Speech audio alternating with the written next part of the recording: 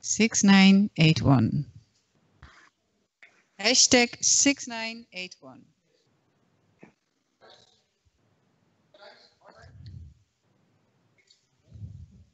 Yeah, and you can vote. You can vote. I don't have to vote, right?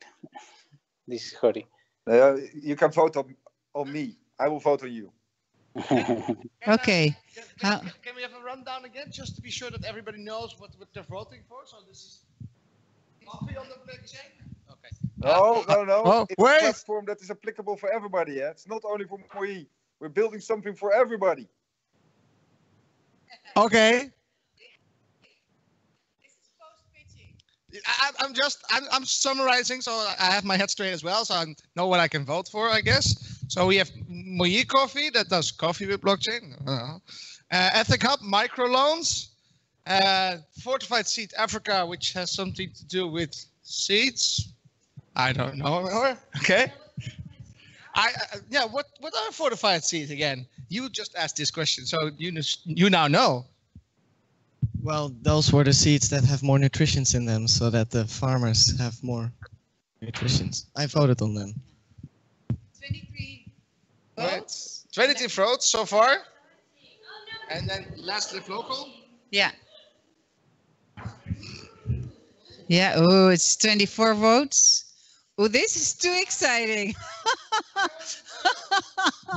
Come on, call your dad, call your kids, call your uncles, get somebody from the street. No click. Oh no. Oh no, this is too exciting. 25. Oh no. We promised to put some fortified seeds to our farmers. Oh good. Yeah. Okay, I think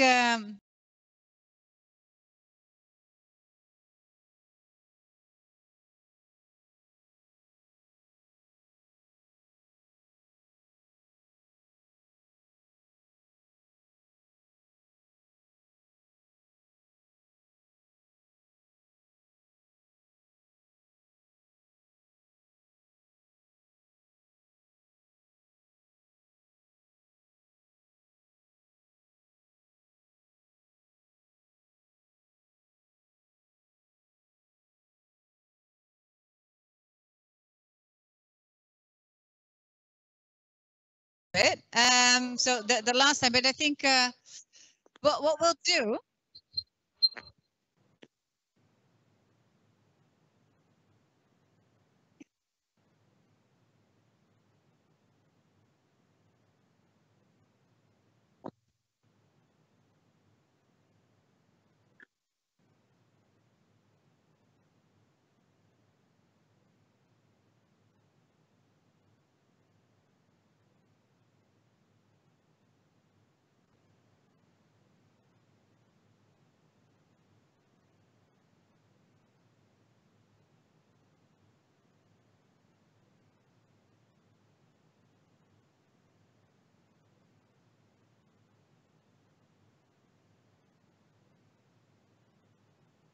So bring in the seeds to Africa.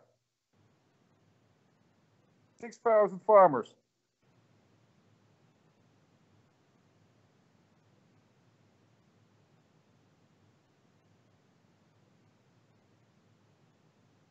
Hello, no? Okay.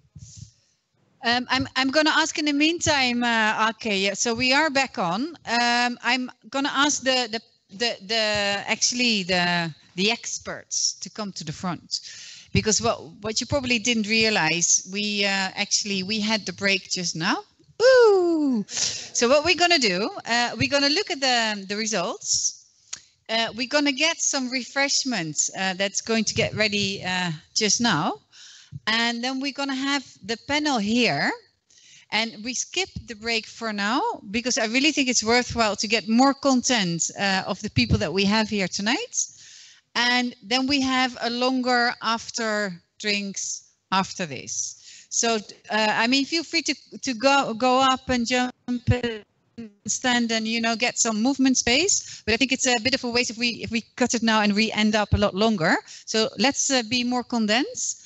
And let's see what the results are. Yeah, cut it. Yeah, 3, 2, 1, go. Right, guys, on the other end of the Skype. Go to questions. Rapapa, rapapa. Okay, right. Oh, we keep it exciting. So these are the refreshments to celebrate a year of, I would say, a lot of blockchain in food, a lot of commotion. Yeah, Nick, just to shovel it in. Yeah, logging in. That's one more to go. Yeah, thanks. And we're going to get more intimate. So get your glass, shovel in. And Lan, this is yours. We're going to make it more intimate even.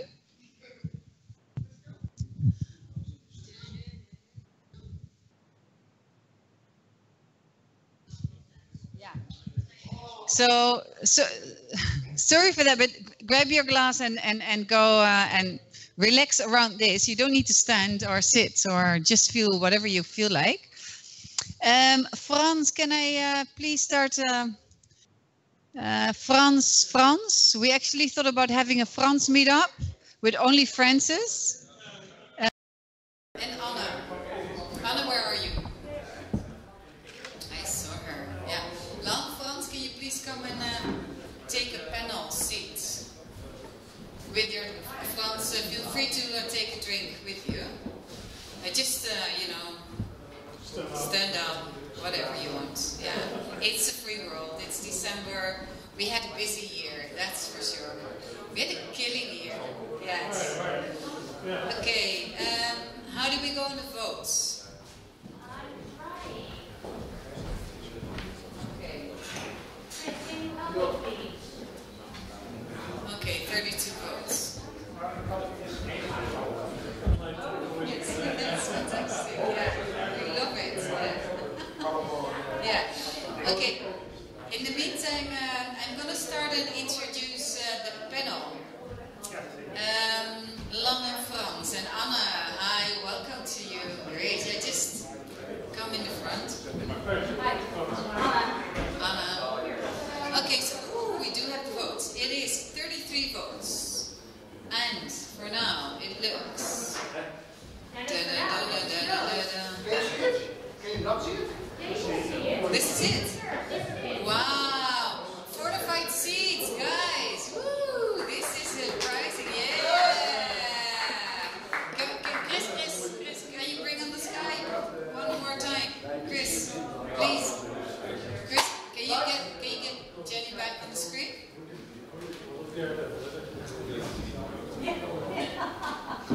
Yeah. Congratulations, guys. We collectively, the large majority selected you as our case. So we'll have you back in January and for the months to come. So Washington, thank you so much. We're gonna dive into the year as it was the last time, and we'll see you back in January. Thank you. All the other three, thank you for pitching. If you knew it or not. Right. Thanks. Okay. Yeah. Not the good work. Yeah, that was probably Guido. Okay. Yeah. Okay, Anna, let me stand. Thank you for inviting me. And I am sorry I didn't know it was the selection tonight. But let's keep in touch. Thank you again. Thank you, Ethic Hub. We'll see you back in the meetup anyway. I'm going to introduce the panel who's going to look back at the year of blockchain in food. Anna. Just an introduction. Hello, my name is Klapwijk. I work in the blockchain team of Deloitte, where I work on the strategy side. I've been working there for over 2.5 years. And within the team I have a focus on supply chain. And for the past year I've been working with a large UN organization focused on food to make their supply chain more transparent. Maybe we go to Frans. Okay, I'm Frans van Diepen. I work at the Dutch agency for enterprises. It's an agency of the Ministry of Economic Affairs, Climate, and of the Ministry of Agriculture, Nature and Food Quality. I'm I'm involved in the standardization issues in agriculture and food, the UN C-Factor organization, that's a UN body, and I'm working on some blockchain research together with Lan from University in the agricultural business. Thank you. My name is Lan Ge. I work as a senior scientist at Wageningen University and Research, especially Wageningen Economic Research. I have been leading the project Blockchain for Agri-Food, an assignment by the Ministry of Agriculture in the past 2 years, and next year too.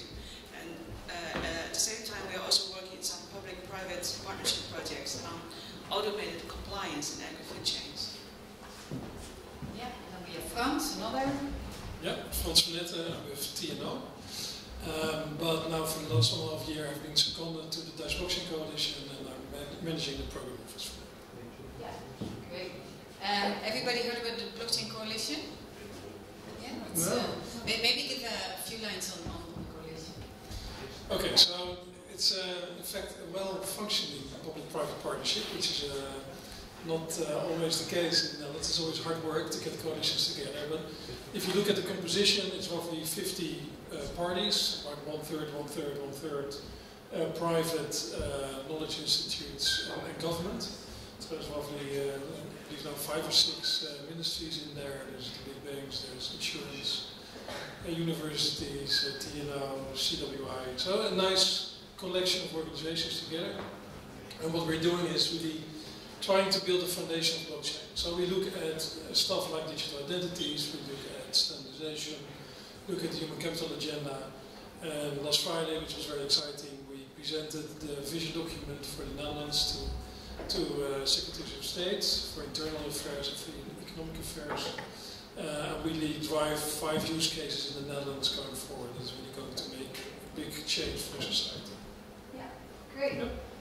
Okay, so you all 4 are going to give highlights or lowlights or lights on the year as we had it. I just want to share 3 pictures as we also see, this was a picture that actually Deloitte, your colleague, last year on the same meetup at the same time. And we think, there we go. And this is actually, I do think this summarizes this year as well, where we have a very increasing and interesting and I think apparent tension between, on one hand, transparency. We want our food to be more transparent, but also about privacy. So get the bad guy, but don't touch my data. And I think this is very significant for blockchain, and it will be significant for blockchain in the time to come. This is our innovation curve, where the hype cycle, Gartner hype cycle, we had this a few times. I think if you've been to any sort of blockchain thing, you must have seen it. It's a graph. We are downhill. We're going fast downhill. And I think this was the last year. We had a lot of press going like, blockchain, it's a solution looking for a problem. It's something that's not going to be useful for anything. It's energy. It's ridiculous how it sort of absorbs our energy. We think this is good news because it really gets down to the grain and it really helps us understand what the real value is. And then finally, what our conclusion is from all the cases that we've seen, some real stuff is happening. We have Albert Heijn's orange juice in our supermarkets on the blockchain, on blockchain solution. We were involved in the design of that. I think one of the most interesting ones was actually from Philips, who was here last time. Philips they synchronized 900 ledgers using a very simple, very cheap blockchain application, and they made huge reductions in costs of that. So I really think this is also the year where the journalists find it very difficult to identify the real stuff, and honestly, I think it's bad journalism. A lot of good real stuff is happening. So that's the kickoff that we want to give for this year. This is you, Frans, but I'm going to start here. Yeah, so other Frans, what was this year? No, so when I came here and thought about these questions, and you basically already answered them, so it's really hard to answer that. But I did, as researchers, we really dive deep into content, and Google Trends for me is a real great source of information. information. So I looked at the number of searches on Google Trends over the last 10 years, and what you see is a very long period of time of nothing, so no beep, and then all of a sudden, of course, last year it goes up really quickly, and then it drops off again in January, February, very much in line with the valuation of Bitcoin. You can almost, connect the dots. It's the same thing. And like you say, it's only good. We're true believers that the content has to speak for itself and not the blah blah around it and the hype. There's strange people coming to that, and we want the real people that believe in the technology. Now, if you look at it from, say, what type of things have happened and what will happen going forward, I think there was a first wave you could see with blockchain, Bitcoin fueled. There were some academics interested. Then the dark web got into play, and then there were some people who were trying to make some money. That was the first wave. Then the second wave, I think, started with Hyperledger and Ethereum, where people really could build on platforms, and you saw stuff like Mojiko, and Gods, say really the startups that are the first ones to bring things to market. So that was the second wave. And then last couple of months, actually, you saw some big enterprises coming out with things like WeTrade, and Congo is now coming. So you see the big boys like the banks, etc., coming with enterprise-grade applications. So that's the third wave. And now we're up to the fourth wave, which I think is the most valuable going forward, which are the applications with big societal impact. And then we talk about self-sovereign identities, we talk about long logistical chains in the blockchain, we talk about diplomas and certificates in the blockchain where we need international cooperation. And for all of those things, we need big ecosystems with a lot of players, and their technology is not a problem, but say governance, remaining within the legal boundaries, etc. That is the big issue. So that is the really hard work, but it will be bringing real value to society. I'm really thrilled to be part of that. I love the fact that we as a Dutch Blockchain Coalition can bring part of that ecosystem together. And for me, that is really, say, the promise for the future, which we are really thrilled to be part of. Yeah, cool. Okay, so let's just continue. Yeah. I agree with all of that you both said. I think we can definitely see this year that we have moved over the hype, and the articles indeed are fairly short-sighted, but we also say within the team that's good, because let the people who are interested in building proof of concepts go. We really want to set up projects that make an impact at a large scale. And what we've seen the last year is that the difficulties are not so much around building a proof of concept or figuring out how it technically works. It's about the stage before, where the agreements have to be made, the requirements have to be sorted out, and that short-sightedness we do not yet see everywhere. So we get asked for proposals where they're like, yeah, we just need a proof of concept, and then we just go test it. And we go back to them and say, yeah, but what is it that you actually need? Because I don't think you know. So that's part of the work that we do. So for us, that's good. But a lot of it is in the, like you mentioned, the governance agreement. And that is something that takes a lot of time. I received one the other day, and it was 56 chapters for a memorandum of understanding. So that's not something you do in a couple of months. That takes a lot of time. And when you see more in sort of the public, the public feel around also these articles, is like, why is it not all making an impact yet? Because last year there were all these articles of what blockchain would do. So I think the coming year will also be the year where we have to showcase how things work. And in that sense, a lot of the companies that we work with don't actually come out after a pilot necessarily saying the impact that they've made. So I think a lot of initiatives are happening, but a lot of it is also happening under the radar. Yeah. Give it to Frans. Yeah, I prepared some slides because I was thinking I had some more time due to maybe out of date again. Anyway, but your second slide, you showed about the piste, about the hype. I think that was a prepared piste. And I think we are all in the deep snow, in an unprepared piste, maybe between the routes in the safe area, but it's not so easy skiing as it showed in the picture. Anyway, this one is working this way. I gave some previous presentation a year ago about food integrity. It's about activities, the product, and what persons are doing and how to exchange this information. And it's all about transparency, talked a lot about traceability, and also about compliance. And compliance is many times covered by certification. And that's in agri-food an important issue, especially on international trade. Question is, if you have information entities, how do you reuse these in a blockchain? Because there is a lot of electronic trade supported by a lot of messaging standards and so on, and how does that fit with the new hype of blockchain? The issues we discovered in blockchain, it's about track and trace and certification, that's all compliance. It's a lot about sensors and transport and Internet of Things, so about event recording. I think that's a key issue in agriculture, precision farming and precision food. And it's about processes. We have existing processes, existing transactions and workflows, and they will change. They will to be improved. And what's the impact of blockchain? More on the side, what you have to do in your process if you want to implement blockchain or to have your profits out of it.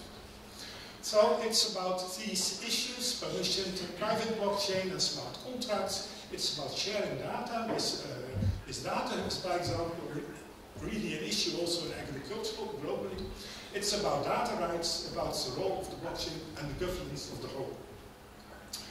We did a pilot a year ago, 2017, together with Lan, a proof of concept about certification of grapes, and the conclusion was, nice, it works, you can certificate in international trade of food.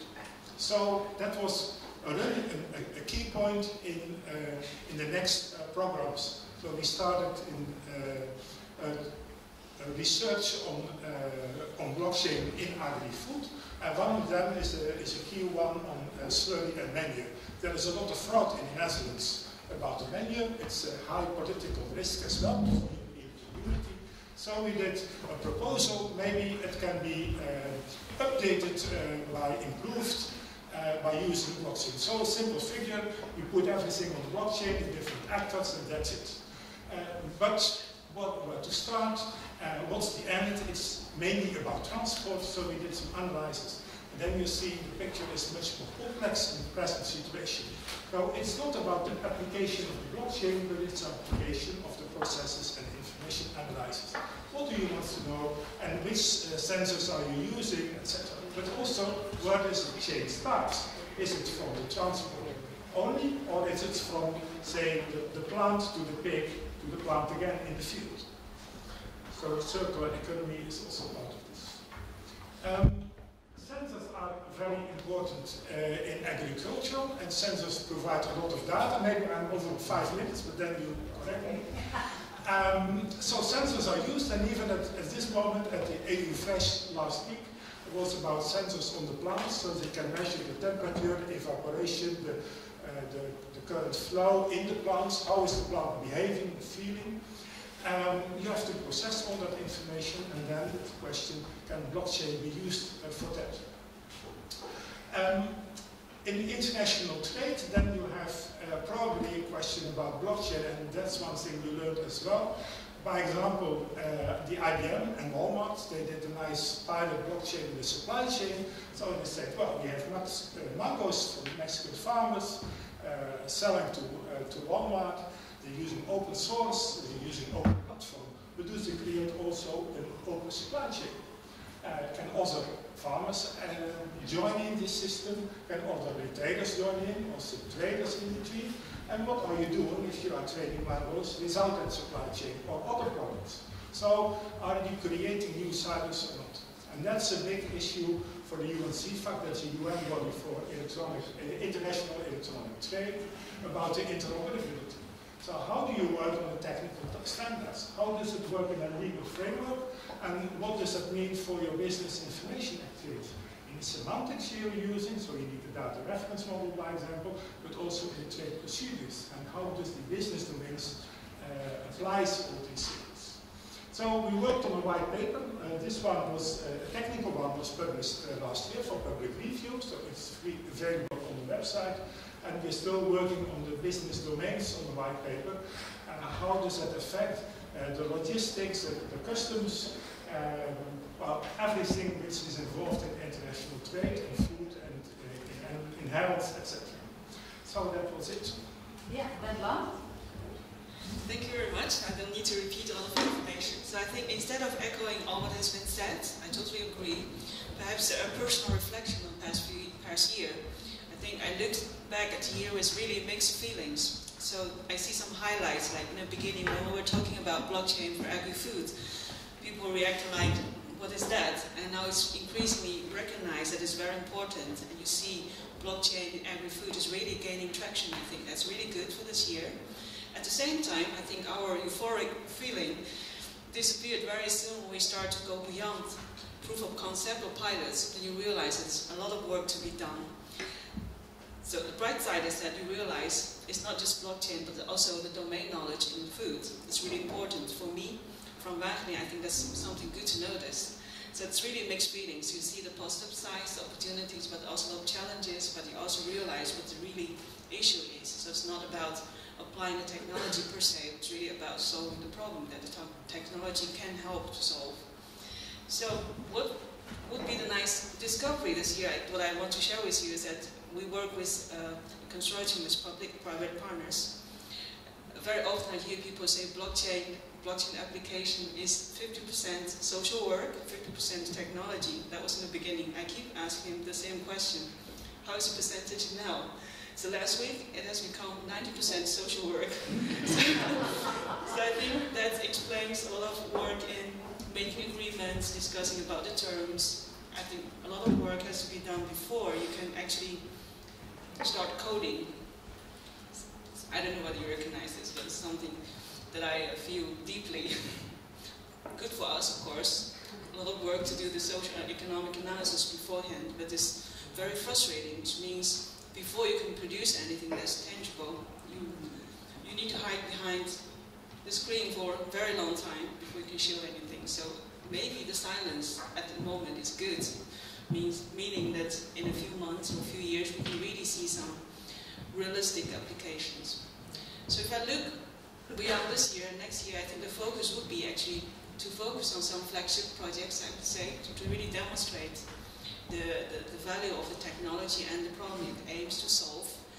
I don't see the point of identifying new possibilities, new chances, or new proof of concepts. I think we should really connect existing solutions or technologies, trying to focus our efforts and share our knowledge instead of trying to identify new fancy applications. I hope we can join force and really develop some project that has real impact. Yeah, okay. 2018 it was, yeah. So, more talking, less coding. Right? Huh? Yeah, what's that? Right? Yeah. Yeah. My question is, could you give an example of when, in which case, the social interaction becomes so important, like, for example, a case or something?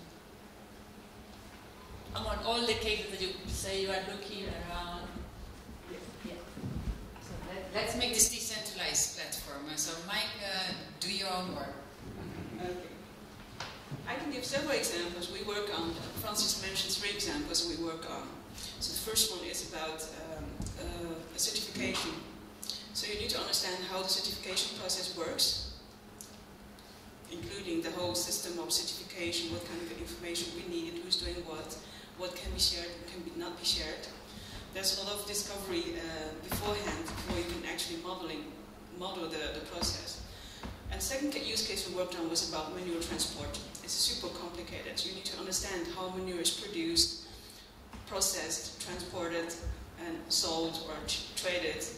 And you need to understand not everybody is happy with transparency eventually would evolve. So you can imagine how to share this information is already a challenge. Then you also need to take into consideration that if you want to have more information collected, that you might also run into not only privacy but also regulatory issues. For example, if you want farmers to register all their property or their silos or vehicles, you may add to their administrative burden.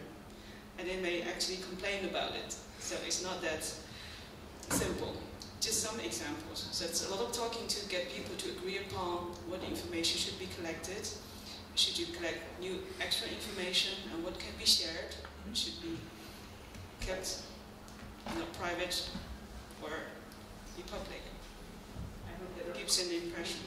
Well, maybe I can add on, if you change the process and the registration, probably people or businesses has to invest on new equipment, on new sensors, etc. So they have to pay for something. And probably it's only a cost and not returning any benefits of it, just because of legal requirements. So you need to do a lot, and especially in this menu, it's not only a technical issue about fraud, but it's also the way they do business. So if they want to have certified partners and to be more transparent, then you have to fight against ones who benefits from this lack of transparency, and that's the difficult discussion. It's not the technology of blockchain. That's complex, but that's technology. It's one dimension. Yeah, I think there's also different levels to it. So an example, and I cannot name the names, but we're looking at a case somewhere in Africa, and it's a supply chain case around food, and there's a lot of stakeholders on the ground where there need to be agreements on whether they want to cooperate, how they want to cooperate, how we're going to integrate their systems, what the functionalities for their portal should look like, etc. So that's very much on the ground. But then there's another party on a higher level that wants to partner to build this solution, and those conversations are much more about how do you set up a consortium, how do we arrange the IP, how do we arrange other partners joining this consortium or leaving, how do we arrange liability, and that's sort of the memorandum of understanding where there are legal, I mean this is legal departments looking at this, where we are more focused on sort of the functionality side, but you have this on different levels as well, and that makes it very complex because there's also a lot of stakeholder management around to get all these people aligned, and that process just takes very long. If you get panels, you get always people who want to talk, so one question delivers as many answers from as many panel members. Just chipping in. Now, there's also a fundamental difference with say the fact that we automate now so much in blockchain and with other technologies as well.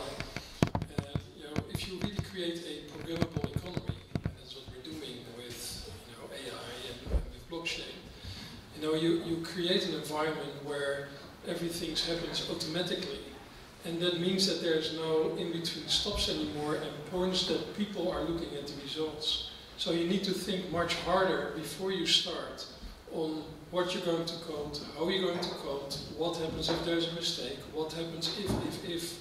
So you have to have much more, you can't do your happy-go-lucky style of coding anymore, version open, well, let's kick it out and see what happens.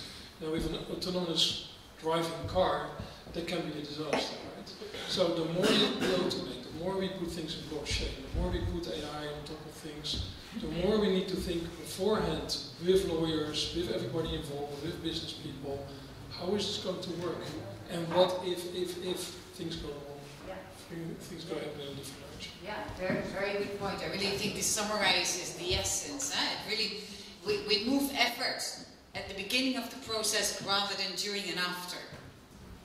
Yeah. I would really like to challenge that point of view, because what I think is that blockchain and the consensus protocol is built to create peer-to-peer networks and start building something, and if people join in, and the network determines if transactions can be registered to the database. In essence, what Satoshi Nakamoto did was eliminate the third parties. So he didn't want to build an economy with a lot of upfront thinking. He wanted to eliminate all these parties who talk about IP rights and all these big systems. Okay, you want already? No, yeah, he didn't want to eliminate all parties.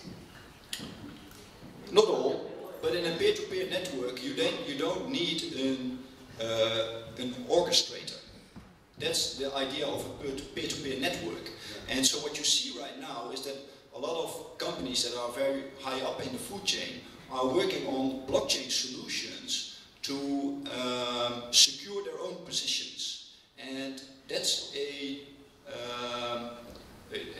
thing I'm thinking about. Is this where it's going to? That companies we actually want to eliminate are using the technology to secure their own positions. And that's what I think is interesting for the coming years. So can I ask back to you? Yes. In the case of Albert Heijn, what do you have to use the mic so we can hear it online. What do you think the value of an Albert Heijn is in making sure that we eat? Because I don't think that they are a third party that have no value that should be cut out in between. I think in some process there are people that have controlling functions such as orchestrating functions like clearing agents or auditors like Deloitte who have to rethink about the value that they are actually adding. But the same as a notary, they also have a value, but a part of it can be executed in a different way. And also with food, I think efficiencies can be brought, but parties like Albert Heijn still have a value. Some people in the middle might have to rethink the way that they add value, but it sounds a little bit like we should just eliminate everyone and buy directly from the farmer. Yeah, sorry. So I wasn't going into the power struggle of big companies or the middlemen in or out. I was talking about the fact that the more we automate, the better we have to think in advance of, say, things that go wrong. And I think a case in point is the DAO hack, where clearly there was a problem in the code, and there was not a mechanism thought before, like how are we going to rectify such a situation. So I'm not challenging whether or not there should be big corporates or small, or that we should get rid of them. I'm just saying that if the more you code, the more you automate, the more you leave it up to software to make decisions, the less checks you have in the meantime, where humans can make a judgment call on whether or not this is the right thing. Like you sit in the car, you sit behind the steering wheel, and you can do something. So the challenge is much more in advance. You can't rely upon somebody somewhere midterm to make changes along the way. So that puts a lot of additional thinking into what are you going to do in this background. I think it's a simplification to say it's only peer-to-peer. It's peer-to-peer, the blockchain and technology, but the business process is only in a limited way peer-to-peer, because you're talking about the supply chain, but I think it's more to talk about supply networks, not many-to-many relations. That's one. So it's never peer-to-peer. There's always more parties involved. But it's maybe in a commercial way peer-to-peer. But government has also food safety issues, trade, customs taxes has to be paid. So there is also another dimension on this peer-to-peer network which you have to consider. And also for this peer-to-peer business, they have a demand. The food safety, reducing incidents, it's not only for the society, but it's also very valuable for all parties in the chain. If they have an issue in the cells, they want to have known the source very fast to fight the hazard.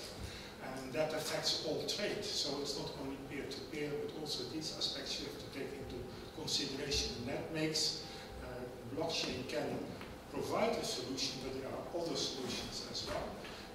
But the main point is it's much more complex, and that is all the different stakeholders you have to talk about in advance.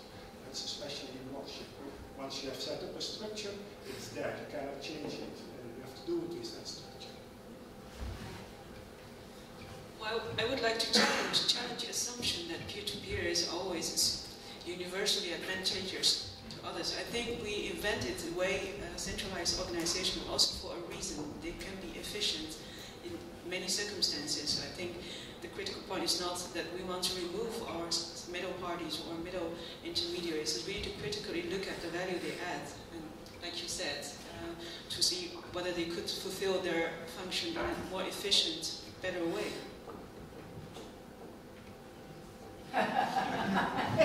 It's not me. So I hear a lot of discussion about the value chain, about the technology. I don't know the example of Albert Heijn, but I really like the example. So my question is, what about the users, the end users, the buyers of the products? Are they getting traction? Are they looking at these kind of solutions? Are they asking for it? What's going on there? Let me chip in on that. The reason why Ahold has Albert Heijn started what they did is that they have consumers and they have NGOs that want them to explain what's happening. So I think if there's any trigger that moves technology, it's users that demand certain things from our products. It's money that matters. It's money that determines for some extent. You started with the fair food and the pizzas. The pizza was one of the issues former Staatssecretaris Van Diepen raised about where is our food coming from. And the pizza is a very complex one. We did a research study on that, what can be done to have a more transparent supply chain in food. And that's really complex. In that research, also the question on the table, what should be on the label of the food? So the EU legislation, so that's the legal requirement, but what is the add-on? And it's very vague what the consumer really wants. Does he want to have approval of a certificate label on it? One consumer wants this, the other wants that. What is healthy food? What is fair food? Whatever. So it's very unclear even for the retailers, and it's their business to know the customer what does he really wants. And if you write it on the label, then the second question is, does the consumer has the knowledge to interpret the information which is on it? So even if you provide a lot of information, what is the consumer doing with it? And what's the added value of that information? And I think that's the most difficult question for all food researchers to get answered. So I think Mohi With the mic. With the mic. I think you may want to look at Mohi Coffee. They've done more research. Hans maybe can jump in. And Walmart, with the mango example, lettuce example, they've done more research. Carrefour maybe, now recently with IBM. Going briefly to your question about corporates, what they do to promote blockchain, I think IBM has done a lot compared to Ethereum. It's complemented a lot of Ethereum cannot do. Not just public versus private, but the way they document things, the way they do the meetups, the way they actually apply it in real business. So I think they're doing quite well. Yeah, sure. Yeah. I have no function. I just. Sure. Yeah. You're the walking mic. Next time we do it, we'll take over. So it's always hard to, if say end users try to translate it. I think if you would walk in the streets now here in Amsterdam and you would ask people, are they interested in the self-sovereign identity? I think they go like, what the heck are you talking about? If you ask them, do you feel happy with the fact that Google and Facebook are absorbing your identity and monetizing that, and basically, you know, that you have stuff like Cambridge Analytics who are undermining our democracy, are you happy with that? They would probably say no, I want something else. So, I mean, the desires and the wishes of end users are often not very well articulated in the sense of we exactly want that. But I think there's a clear need, if you take the example of identity, that we come up with a solution, and blockchain has intrinsic elements to that, to solve something like a self-sovereign identity. So are end users being asked, I don't think like, what is it that you want to be built for you? But yeah, we feel that there are certain elements that are not working right, be it our logistical chains, be it, you know, the sweatshops in Asia, be it the abuse of our identities with Google and Facebook, that clearly we need, yeah, we're challenged to give an answer to, and it's great to be part of that, to be honest.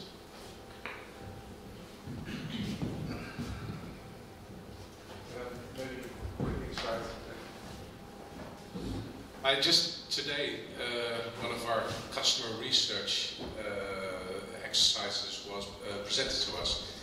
And interestingly enough, one of the biggest issues with consumers in general, I believe, at least that's what came out of the research, is that they don't really trust what the brand is telling them that they are.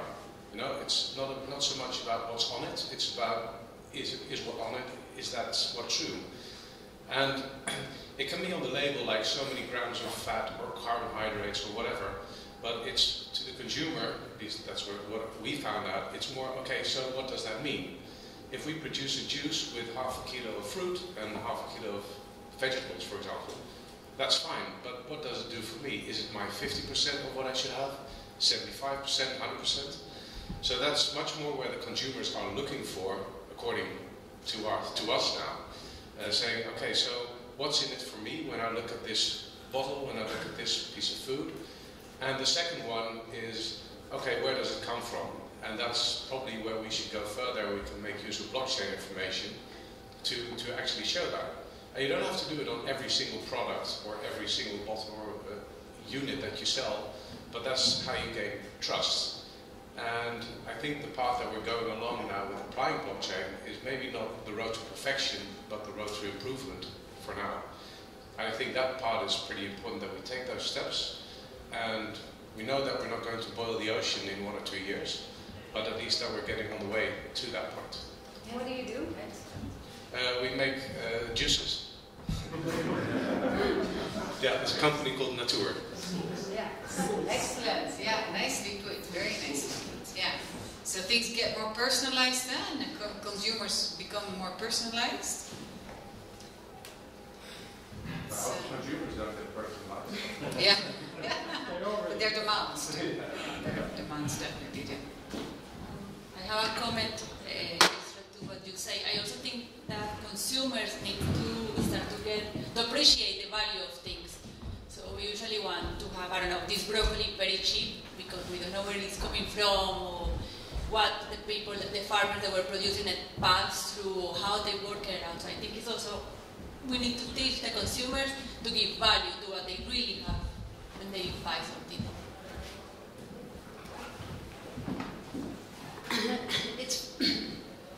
Sorry, it's funny that you say that because, of course, we work a lot with companies where we actually try to find out what is the value to them.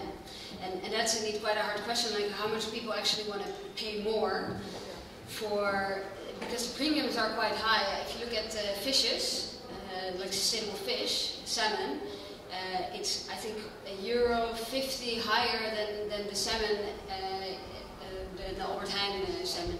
That's quite a big difference, and I can imagine that for a lot of people that's just too much if you would have to pay that on every single product just to know where it comes from. I can imagine people are like, yeah, that's great to know where it comes from, but you know, I also need to pay my bill. So I think that question is also quite particular per product, and it's definitely something that consumers are looking at more. You also see it in more documentaries where people are just not aware where things come from. So if you show them, they become aware and make different choices, but that's for sure not among everyone.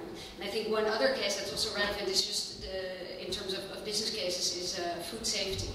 So to be able to recall products, I know we're not going to put every egg on the food chain, but you do want to have some sort of system where if people knew that it took months to figure out where all those eggs were, that's unacceptable in the day and age we live in, I think. Yeah.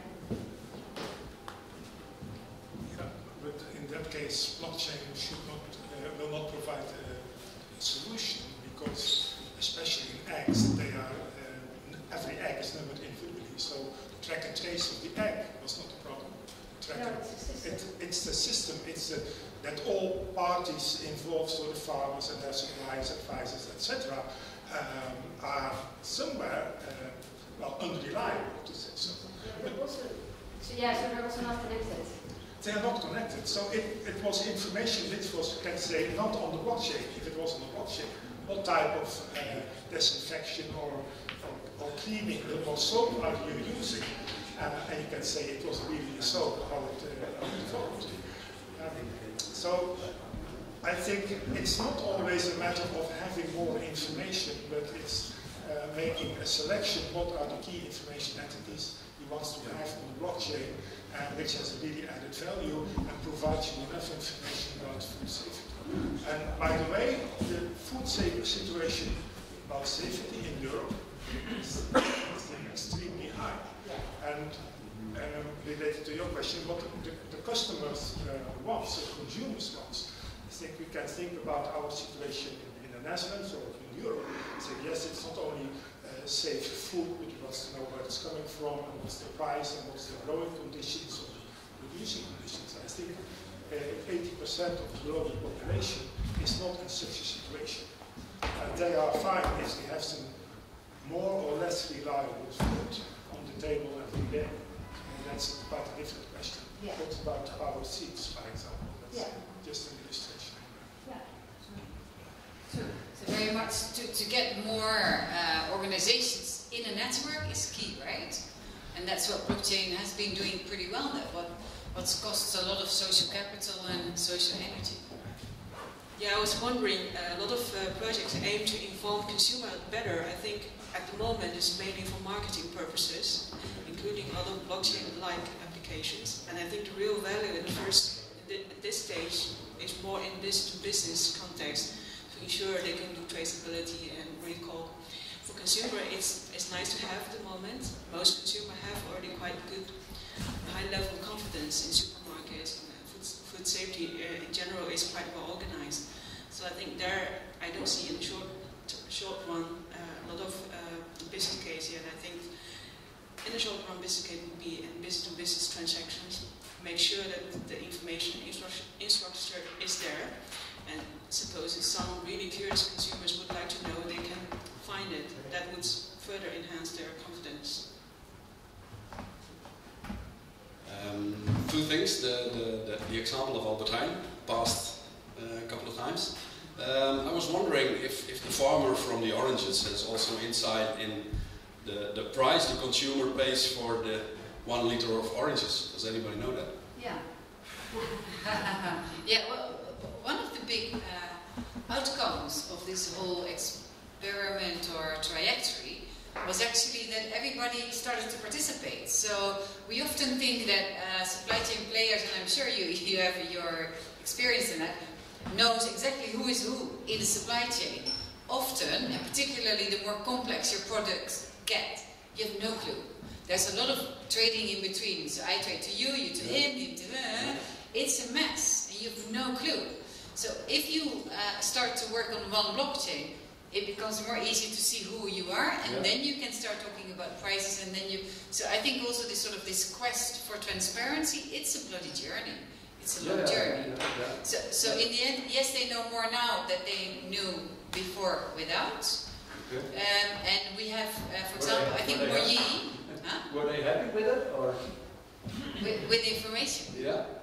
So I can imagine the farmers, if they get the information about the price they get for their oranges and the price the consumer pays within the stores in the Netherlands, they can be a bit flabbergasted by the price. I don't know. So that's the question. Were they happy that they asked them about it, or?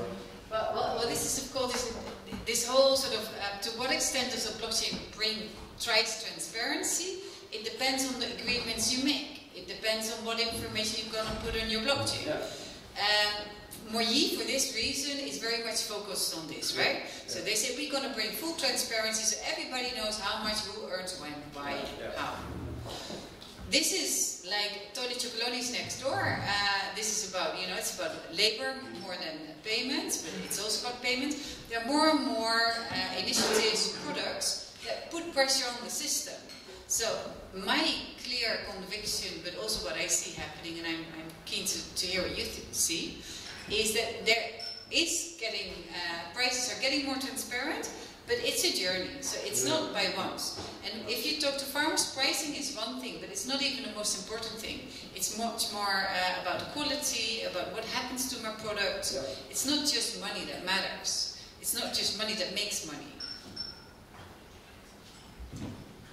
Yeah, I also think in this case, I'm not sure that even if they would know, I mean, orange juice is sold sort of at the same price at Jumbo and Albert Heijn, so they could say like, wow, it's sold for like 10 times the price, but then what are they going to do? And I don't know whether you know this, but I think in Brazil, the 3 largest parties have like 80–90% of the market, and this is also why they chose oranges instead of, for example, apples, because the market for apple juice is much more fragmented. And Tony Ciuccloni was actually one of my lowlights this year, because they did a proof of concept as well, and their conclusion was, well, you know, we can track our beans with our own bean tracker better, and we were sort of like, what kind of proof of concept did you do? Because we could have also told you that running your own database would have been faster to tracking these beans, but that's not they sort of totally missed the point. So I think it was a little bit disappointing for me, even though I like their chocolate and their purpose. Can I also comment on that? I think actually it's a good development that people are getting more mature about whether or not to use blockchain. They really critically look at the added value. Yeah, about the farm thing, that they don't care about the price. Maybe that's more on a worldwide scale. We've seen each other last week in Limburg. There was a meeting from the Lan Ge Limburg, and I was amazed how many farmers were in the room there. And they were really looking into the blockchain thing to see how they can get shorter change from producer to consumer, because they really think they don't earn a fair price for their product. So I think that's the problem also with Brazil, that there's 3 really big parties. Yeah. So yeah. I think that's the case there is also, it's a good starting point, right? But if there would have been 1,000 farmers for them to connect with, you know, as we spoke about, you have to connect those people to the network and discuss with them how it would work and how the infrastructure would work, etc., and agreements. So I think there's a lot of, I think especially the people at the bottom of the line are always being squeezed. And I think with the Albert Heijn case, that's not the issue that they were solving. But I agree with you, and I also like the examples tonight of startups that are actually looking at that to have a fairer price for farmers, and I do think that transparency will help there. Yeah. Yeah. On the longer term, not tomorrow. I think. There's a nice project in Brabant, which is called the Korte Keten 2.0, and that's about bringing the farmers in contact with the consumers through a platform, and I think that could really benefit from blockchain. So that might be a good thing. Yeah. And I think this is overall one of the trends. So you do see a very strong trend where consumers and producers are getting closer, with or without blockchain, and blockchain sometimes helps and sometimes it doesn't. Right, I think it's time to wrap it up, get some drinks, start to network on each other. We do have some slides on the next meetup, and I'm just going to quickly bring it up so you know when and what and how.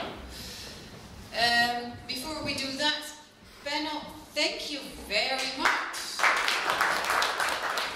We will, don't go, we will grab you. Can they see? Yeah, they can see it. Yeah, oh sorry, you're right. You are the panel, exactly. You were just about content, right? Yeah, that's right. Yeah, thanks. Just before we wrap this up, we do have a blockchain. If you really want to get your head dirty, this sounds weird, right? If you do want to, yeah, right, okay.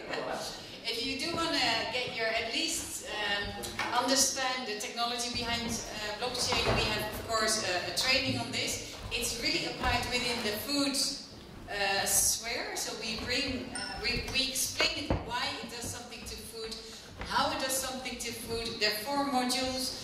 It's really, we talk about very technical stuff, and we do think it's necessary for you to really take the next steps in understanding more of the social context and really knowing how you can motivate people to move forward.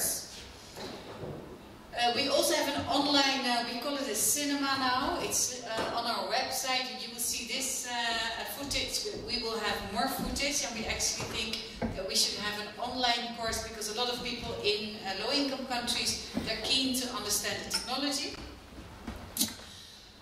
On January the 8th, so here you see a small collection, a small suggestion that this meetup is always on the 2nd Tuesday of the month. So we had a long discussion whether it should be Monday, Tuesday, Thursday, whatever. It's Tuesday, it's the second one, it's this time, it's the evening. We have AgriWallet. I'm very keen to hear their story. Yeah, we're very happy with it. We have the program settled up to the summer. If you have something that you want to share, if you know some case that you think brings value to food systems, to this network, let us know so we can get them into the crowd and into the group. That's us. That's drinks. That's us, that's you. Let's get to know more of each other. We won't be thrown out very soon. So once again, thank you for being here and see you in January. Okay.